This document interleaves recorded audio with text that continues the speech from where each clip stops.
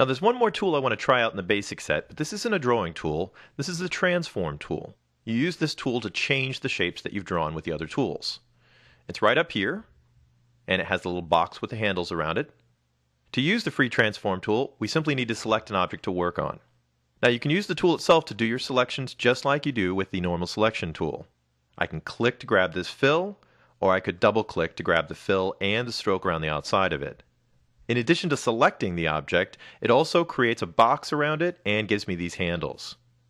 These are familiar for any kind of transform tool. You can just grab the corners and reshape or resize that object, whatever it is you have selected. If you hold down Shift while you're dragging the corner, you'll scale the horizontal and vertical proportionally so you keep the same shape and don't distort your object.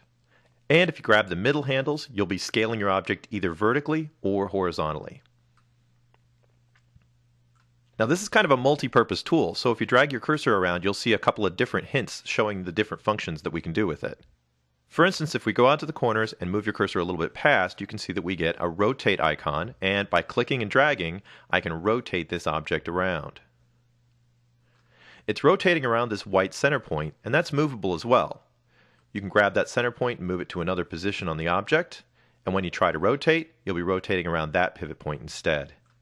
The last feature of our transform tool is a skew, both horizontal and vertical. And you can access that by moving your cursor right into the middle of the two handles. When you click and pull, you'll be skewing that object, and if you do it on the vertical sides, you'll skew it vertically as well. Now this is kind of a neat tool because whatever you have selected is what will be transformed.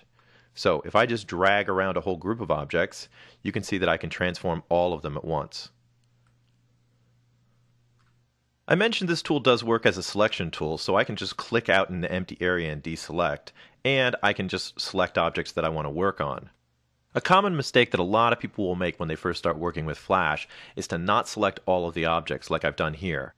I've only clicked on the fill portion of this shape, and even though I can use the transform tool to move it around and reshape it, I'm leaving behind that outline. So let me just undo that change, and I'll go back and double click so I can grab both objects and resize them.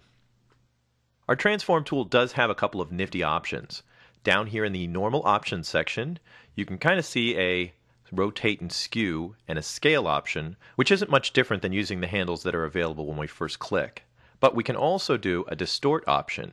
Now what this does is allows us to disconnect the corners and reshape the tool based on different corner movements.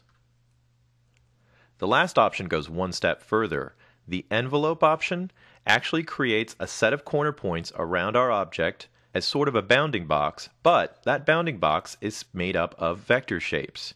You can see that these are acting just like the points and handles on our vectors, where we can reshape the edge and distort the shape of our object, but we're doing so in a vector fashion.